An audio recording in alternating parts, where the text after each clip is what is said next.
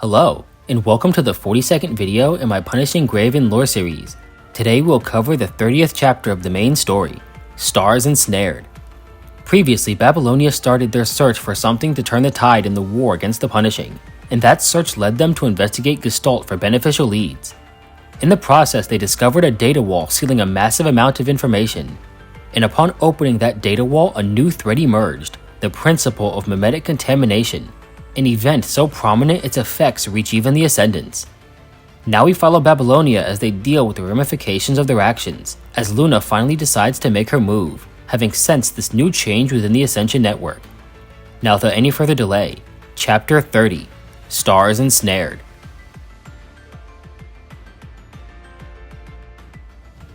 When the data wall was breached, a red lightning surged beneath Gestalt's shell, and the Punishing began to contract inward, forming a small sphere, a dark star of highly condensed virus.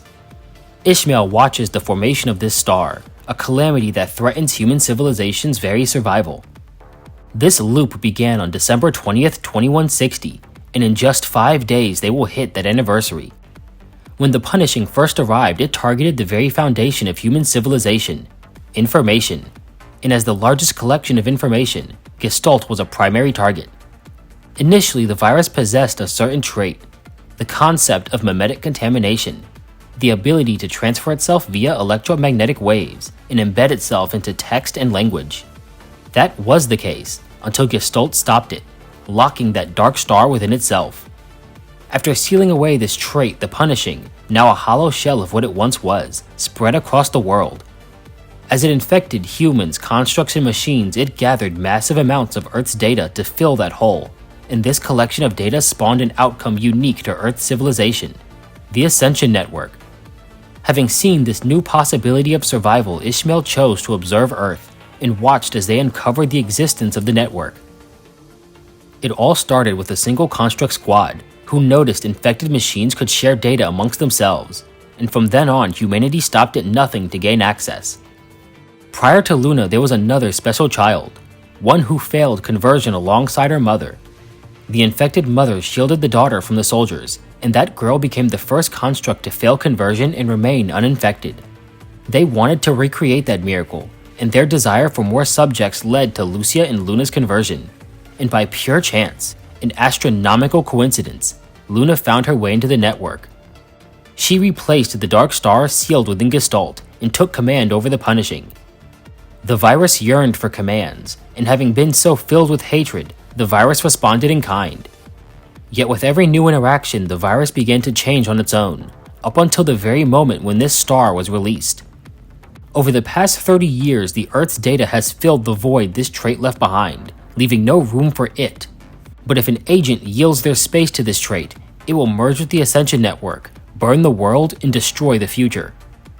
Luna, who has taken its place, has yet to pass her second filter, and so lacks the authority to resist this dark star, the principle of mimetic contamination, Agent Zero. The moment Gestalt's gate opens, the star shoots past Asimov, and Lee tries shooting it down, only to have it snap back on course, meaning this star is capable of thought. It has a conscience. As it flees the room, those present find Gestalt has taken severe damage. Asimov tries to perform maintenance, and finds Gestalt may be infected with another virus, separate from the Punishing. But before he can begin repairs, all of Babylonia begins to quake. April 5th, 1 year after the disappearance of the Grey Raven Commandant, and 8 months before the data wall breach, Lamia has escaped from the underwater fortress and returned to Luna's side. She finds something about the mermaid has changed, no doubt caused by whatever she experienced under the sea, most of which Luna is already aware of, having been briefed by Roland. Lamia wanted to bring back the egg, but after it ceased functioning, it served no purpose to Luna or Vonnegut. Originally, Lamia meant to bring back the egg to help Luna pass her filter, but the information she has acquired on this journey proves far more useful. Hetero creatures are not just viral life forms, they are what remains of individuals who are recycled through the virus, in both body and mind. This differs from Ascendants, who are constructs whose minds were not only stable, but had a certain degree of luck to survive within the Punishing. The network seeks out these individuals with a higher informational weight and grants them control over the virus, a process they once misunderstood as having strong desires. Luna admits that she is losing control. Her mind is slowly being dismantled, and her authority as an agent is shifting towards something similar to herself, yet wholly different. The truth is, she knows a method to pass her filter, but it's a path she was hoping to avoid, to re-embrace the hatred she had once abandoned. Since her imprisonment, her mind has been under siege from one of the network's creations, Seline, a reflection of Luna within the Punishing, and she has been tormenting Luna with visions and simulations to bring back her old rage.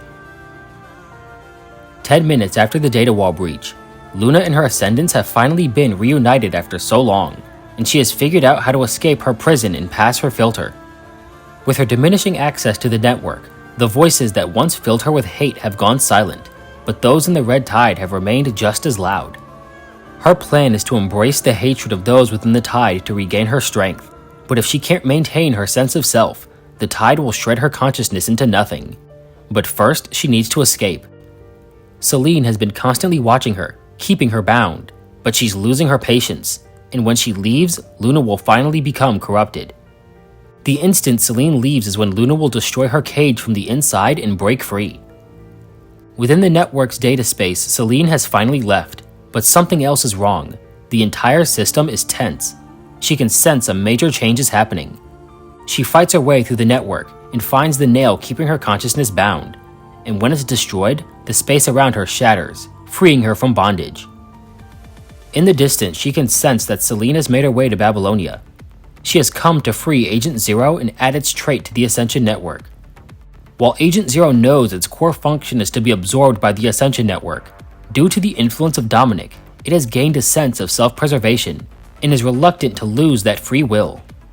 Shelving the matter of merging for now, they decide to focus on escape, and with Gestalt having ordered Babylonia's satellites to self-destruct, Agent Zero now needs a physical vessel to escape, and Seline offers herself. In the wake of their merge, the two run rampant in Babylonia, corrupting any machine not in range of an Omega weapon, as the Task Force and Purifying Force work to maintain order. They break through to Babylonia's spaceport and encounter Cerberus, with Lee following close behind. At all costs, they must keep it from escaping, but if it could be stopped that easily, they wouldn't be in this mess. So Vera comes up with another plan, and has Noctis destroy every ship in the port. In response, the arcs of lightning intensify, and the rest of Grey Raven arrive just in time to save Noctis. Together, the two squads corner the sphere, and in desperation, it releases a pressure wave of virus so dense it knocks out everyone but Lee, as red patterns spread out and cover the port. Over the next hour, the virus transforms the entire spaceport, and it rips itself away from Babylonia, triggering multiple structural failures and knocking it off orbit. As it falls to the surface, they find its projected target is the Clean Zone, aiming directly at the tower shielding humanity. We're still disconnected. It's taking Babylonia so long. Wait, what's that? Huh? Warning, abnormal punishing concentration. Warning, abnormal punishing concentration. That direction. It's the Inver Hetero Tower! Falling debris ignites the land, as alarms and cries blend together. After the impact, the largest fragment vanished in a flash of white light, and following this, the viral density of the Clean Zone began to increase, as the Hetero Zone crept noticeably closer, bringing with it the truth they are no longer untouchable. 30 minutes after the impact, Grey Raven touched down on the surface. Most of the territory lost to the Hetero Zone was empty land, but more interesting is that a door has appeared at the base of the tower. Commandant tries to reach through, only to feel that sting of corruption, and being immune, Lee tries next. Despite having gone in before, it seems he's now also been locked out. He touches the tower again, as whispers of long-forgotten memories emerge from the back of his mind, when he refused to enter the gate and lost his qualification.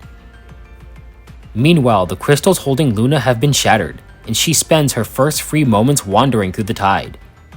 When Gabriel first showed her the red tide, she could only see its flaws. It is deadly, but only where it flows. It can't be controlled precisely. It can't be made into frames, or used as a weapon. But after studying the tide projections, she learned its true purpose. The tide is meant to more efficiently absorb information from within the Ascension Network, allowing Earth's information to more easily fill the void within the Punishing. Her next step is to emulate the effects of Cathilla's egg, merging the Red Tide's voices with herself. And to do it, she needs to strike a deal with Cradle. but first she needs to secure Commandant's help. She needs a mind connection to keep her stable within the tide, and even if rebuilding her frame goes well, she needs to reclaim her lost authority from Seline. After retrieving Cathilla's final egg, it hatched into a new hetero creature, one Vonnegut calls Chaos, who contains the fragments of the cloned Commandant's consciousness. When Lee modified its core, the tower sealed itself, but with the arrival of Seline and Agent Zero, it has become contaminated once again, and with it a new entrance has appeared. The time has nearly arrived for Vonnegut to make his move. After he is gone, Lithos will become an ascendant under Luna, and Lilith has already left to fulfill her own desires. Vonnegut hands over a data chip, as Lithos asks how things turned out so badly. Vonnegut admits that it wasn't just technology that was brought back from the future, but also its problems, and that once Agent Zero is released, its fusion with the network is inevitable. The only question is whether Luna or Cradle will take control. Over the course of their partnership, Lithos has learned that whenever Vonnegut's plans suddenly change, it means he's gotten back from a long and painful journey, but hopefully this marks the final loop. If so, he asks one final question. Is Vonnegut really the same Professor Kilgore who saved him from that orphanage?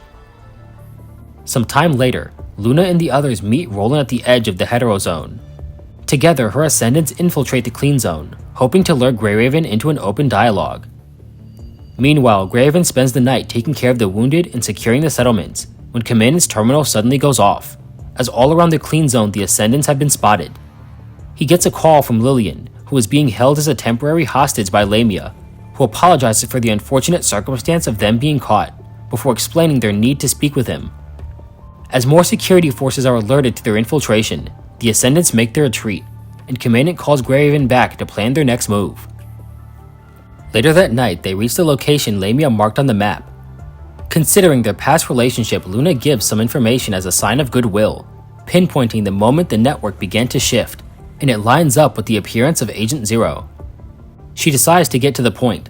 She needs Commandant's help stabilizing her mind, and in return she can give them information on the network, and even resolve the issue at the tower. At this point, Babylonia is incapable of stopping what's happening on their own. They need Luna's help just as much as she needs theirs, maybe even more.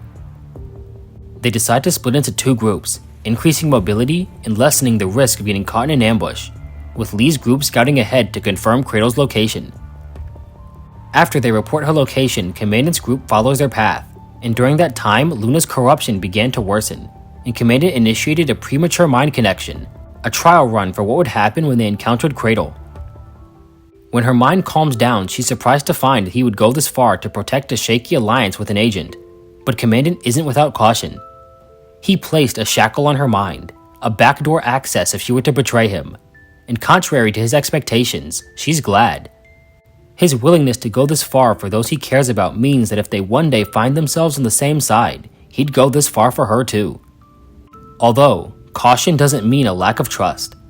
Without further commands, this shackle will eventually become nourishment for her mind, keeping her stable. Regardless of their past, cooperation should look like cooperation. In the center of the forest, they find Cradle, who has already made preparations for their arrival.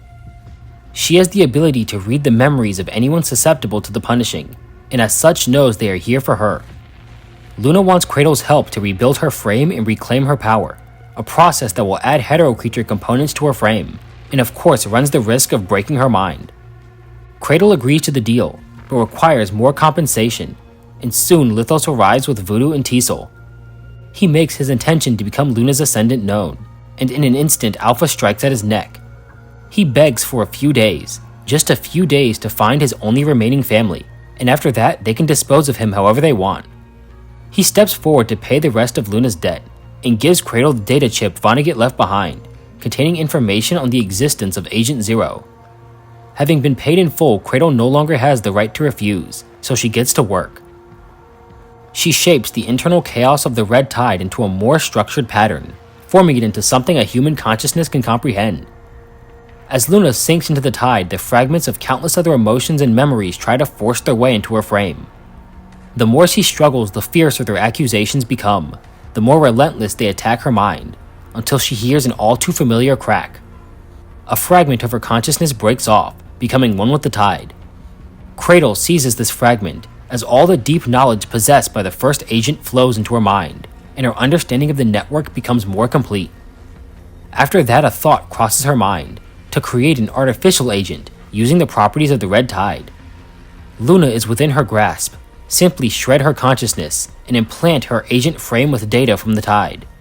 After that, she can ascend the tower and claim Luna's authority for her own. Luna's mind is already struggling, so she lets the tide surge just a little stronger as the depths below grow just a little darker. Alpha's eyes open, having sensed something wrong, as Commandant struggles to catch Luna's trail. When he finally reaches her, she lets out a single word: Cradle. Commandant calls out to Alpha, and the tide surges, filling the space around them with hetero creatures. In an instant, madness ensues as the Ascendants and Grey Raven jump into action. It is 7 against 1, with the advantage squarely in Cradle's favor. While the others hold off Cradle, there's exactly one thought in his mind: find Luna, help her. A simple command, yet that's exactly what makes it so potent. His mind beacon reaches deeper into the tide, and the moment he finds her signal, the once thrashing tide is silenced. Luna emerges as countless spikes made of virus impale Cradle, and the punishing within her hetero creatures is ripped from their bodies. Before her remains fall into the tide to heal, Commandant runs toward Cradle and deploys his personal Omega weapon, and with it, the forest goes silent. After the battle, Luna collapses, and Liv discovers pieces of her mind are missing, filled with corrupted data. Just like her during her time using Imperia, and if it's not corrected soon, Luna will be torn apart in both body and mind. Lamia volunteers to stabilize the punishing within Luna's mind, and having made preparations earlier, Commandant initiates a deep mind connection. He manages to find Luna within the mind space, and with Lamia subduing the punishing from the outside, he doesn't have to do much. This isn't Luna's first time retrieving her mind shards, so he follows along as a simple observer. Usually, Alpha would be enough to serve as an anchor, but with the red tide being far denser than the network, even Alpha agreed to seek Commandant's help. Soon they come across a vessel containing her first fragment, as many overlapping voices scream out around them. This is the lowest level of the network, and contains what is best described as a will. Over the past year, she explored the deepest parts of the network, trying to understand what it truly is. At its most basic level, the network generates noise from the memories and emotions of the data within it. But just as the network holds the data of many people, that data contains their many different desires, and data with similar desires are attracted to each other, becoming a will. The filtering is the process by which the network breaks down that data, amplifying its most prominent emotion to place within a will. That is why no one is truly whole within the network. They are all fractured versions of themselves, discarded emotions, broken down to fit the network's mold. When Luna found the network, she was consumed by hate, and so resonated with the will that embraced hatred. And when she left the moon, she connected with love and the desire to protect, and that will is what gave her the strength to leave. Aside from Agent Zero, the agents are simply vessels that represent the emotion they resonate with. This is why no agent can command all of the punishing. They can only resonate with so many emotions at a time, and only control the punishing belonging to that emotion's will. However, occasionally the agent can affect their chosen will and leave behind a shadow within the network. This is what Seline is, the shadow Luna left behind in the will of hatred. And with hate and rage being the most prominent emotion within the network, Seline was able to accumulate enough power to manifest. When they arrive at the will of hatred, Commandant asks if she still feels that way, if she still hates humans. And if she counts herself among humanity, then yes, she hates them all the same. As she claims her final shard, Commandant asks her one last question. What will does she follow now? None. She follows no one. Her emotions are hers and hers alone. She simply desires to create a future where she and the people she cares about can live safely, and she welcomes any who are willing to follow that desire. She no longer wields her strength for the network, but for the people closest to her heart. Commandant wonders if she'll really be able to enter without her authority, but the tower was built on the premise the punishing virus can be controlled, so there's no reason for it to deny entry to agents. As they walk back to the clean zone, they find the forest almost too quiet. While on their way to Cradle, they encountered any number of hetero creatures, and now there's not a single sound to be heard. Alpha and Luna cleave the ground, as the hetero creatures lying in wait burst forth from the earth beneath them. They retreat to a nearby mountain pass, trying to contact Babylonia for reinforcements. As far as they can see, the forest is siphoning its stored punishing virus to spawn more hetero creatures, ignoring the cost to its own ecosystem, and every single one of them has its eyes fixed above the forest, gazing at a single target, Luna. Grey Raven decides to split off so the two groups can rendezvous in the clean zone, and with the Babylonians gone, the Ascendants are free to go all out as the viral density soars. Grey Raven makes their way to the clean zone, trying to meet up with Scarab, who were sent as support. In the process, Commandant is caught in another ambush, and to his surprise, Vonnegut shields him from the hetero creatures, telling him to keep Dominic's invitation in mind, and that the answers he's looking for are closer than he might think. After that, his force field explodes, killing the hetero creatures and covering his escape. After making his way back to Grey Raven, Yatta and Discord arrive to escort them back to the clean zone. The next day, the Purifying Force secures the area around the tower, keeping away any prying eyes, as rumors of an agent would bring far too many problems. The maze within the tower poses no threat to Luna, and the barriers that once blocked Lee's path welcome her with no resistance. She tries to read the flow of the punishing, and finds her ability blocked. The anti-punishing core at the top of the tower is interfering with its original purpose, and she realizes that core must be what is sustaining the clean zone, and that the closer she gets, the more her strength will fade. As she makes her way to the top, she passes a projection of a field of orchids, a clear sign of Seline's influence. When Seline stole her power, she used it to show Luna visions of the future if she didn't embrace her hate, and in all of them Luna was alone. She had lost everything and everyone she ever cared for. In those visions, she always looked for those flowers, as they held a special place in her heart. After becoming an agent, she often searched the ruins of her old home, but she could never find those flowers. In the countless simulations Seline showed her, that result remained constant. No matter how hard she looked, in every single future, there wasn't a single orchid to be seen. At the top of the tower, Seline and Agent Zero are at odds. Seline's plan is to complete the gate and escape this era, and she will have Luna serve as her key. But no matter what, Agent Zero cannot be allowed into the past.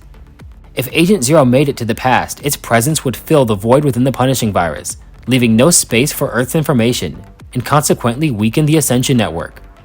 But even with these differing opinions, their goal remains the same: destroy human civilization and wipe them out of existence. Meanwhile, Cradle undergoes the agonizing process of rebuilding herself. If the range of that Omega weapon had been just a little bigger, she would have surely been killed. But Cradle would have lived, as Cradle is not the name of this hetero creature, but a title she was bestowed. If she had been killed, another would have become Cradle in her place. If she doesn't act now, Agent Zero might be neutralized, and if that happens, she will lose access to its power. But as she is now, it's too risky. The safest option is to wait until the battle is done, and scavenge what is left over. When Luna fights her way to the top of the tower, she finds the gate already open. Seline and Agent Zero struggle against one another, as the two fight for control of the same body. Agent Zero has realized that something is wrong with the tower. The more time passes, the more power they lose. It continues to resist merging with the Ascension Network, even at the cost of mutual destruction, as it fights back to break free. Having sensed Luna's nearing presence, Seline's patience runs out, and with her remaining strength she subdues Agent Zero and reasserts control of her body. She demands Luna surrender herself and become the key that unlocks the past. She will travel to the moment Luna first logged into the network and guide her down a path of hatred and destruction. The Ascension Network was designed to channel hate, the most potent emotion of all, and if she refuses to see reason, Seline will use force.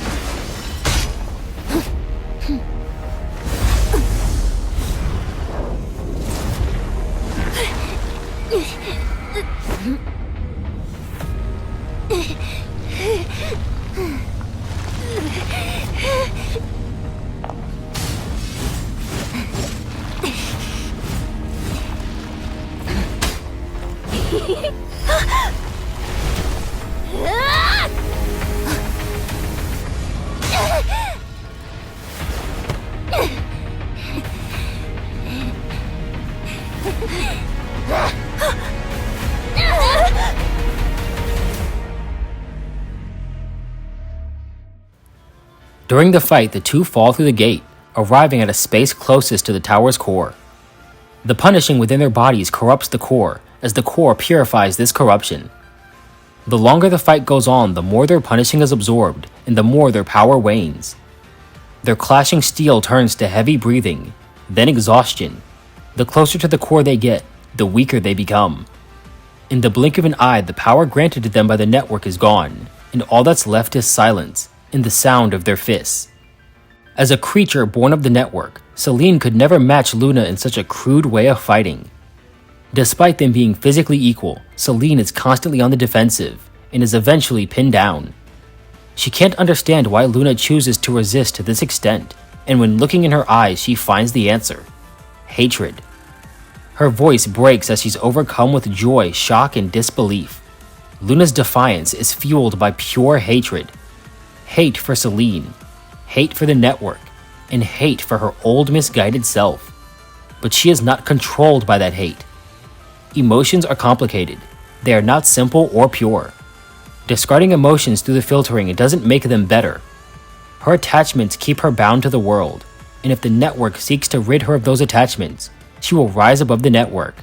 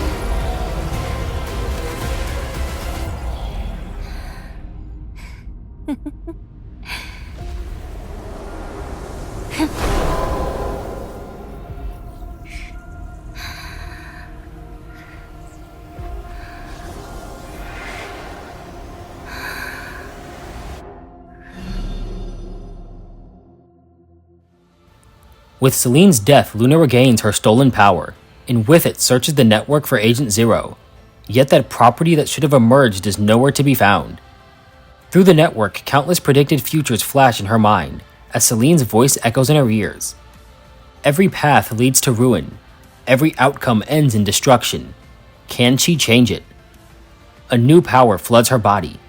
If the past is too painful to bear, seek a fresh start and rewrite the past that haunts her. Some time after that, Luna exits the tower. The clean zone has been stabilized for now, but the damage caused by Seline and Agent Zero is permanent. As for Agent Zero, she has lost its trail. Its current status is unknown. She signals for Commandant to turn on his earpiece, wanting to address the powers that be. Today has set a good precedent for future collaborations, so she announces a shaky but honest partnership. However, even if they aren't actively hostile, for her and her ascendants, their trust extends only as far as Grey Raven. After several days, the situation has calmed down.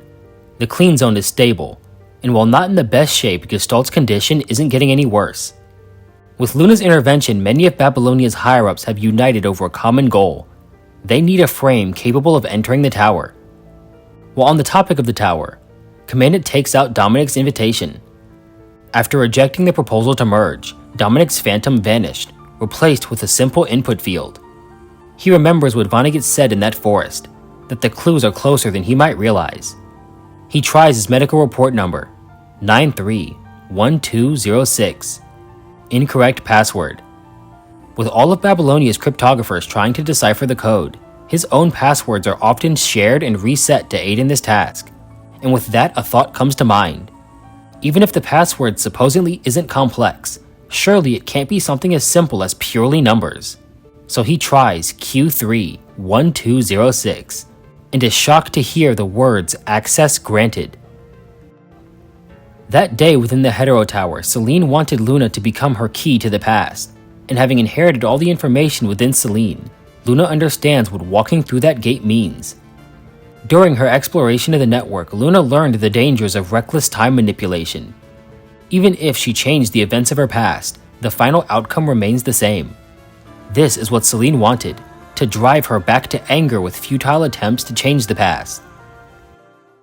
That day, she did step through the gate and arrived on January 5th, 16 days after the outbreak, a journey not to change the past, but to see a loved one. After catching a glimpse of her mother's shadow, she turns to leave, when the light of a phone booth flickers on. Against her better judgment, she enters, dialing a number that should have been long forgotten. Her mother picks up the phone, and their conversation goes from awkward to comfortable, with Luna taking care not to mention anything too personal. This is the price of not having a key. Before she is forced back to the present, she reminds her mother to bring the orchids back into the house, and with that, the world goes dark. After leaving the tower, she and Alpha went back to their old home. The events of what took place within the gate are hazy, but she's certain something must have changed. She refuses to let those calculated futures become reality. The network is vast, but there must be places it hasn't touched, variables it hasn't considered, and the proof is right there in front of her. Sitting in the corner of the room is a single blooming orchid.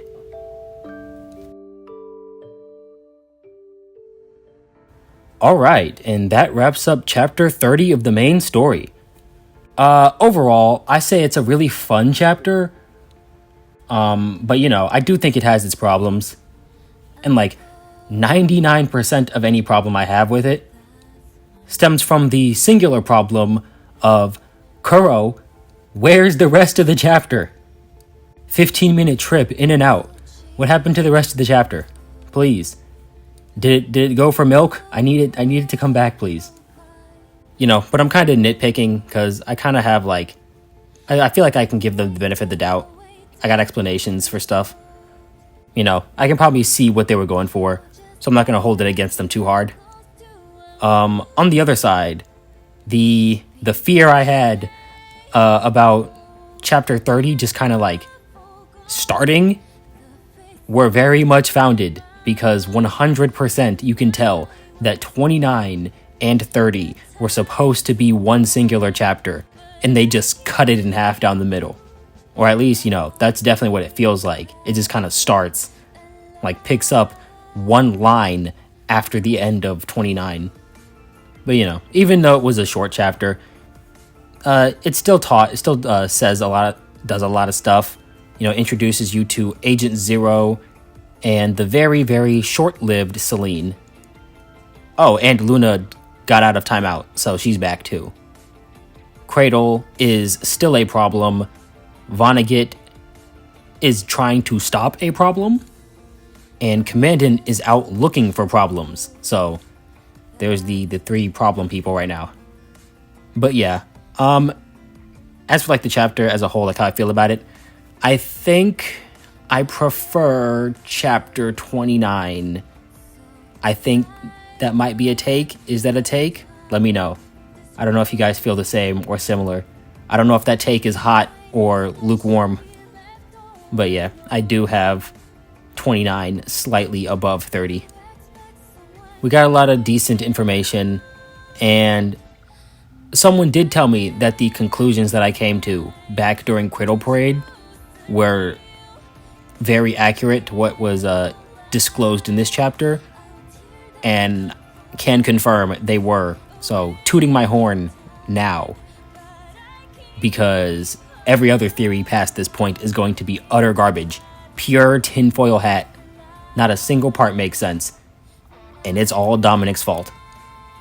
Hate that guy. Yeah. That's about it for right now. Go check out the other vid if you want more. Remember, kids, to save the future, always head pat the Luna. This is non-negotiable. Now and forever. Okay, now I'm really done. Anyway, hope you all enjoyed the video, and I hope to see you all in the next video where we cover Chapter 6 of the Floating Record Stories, When Day Breaks.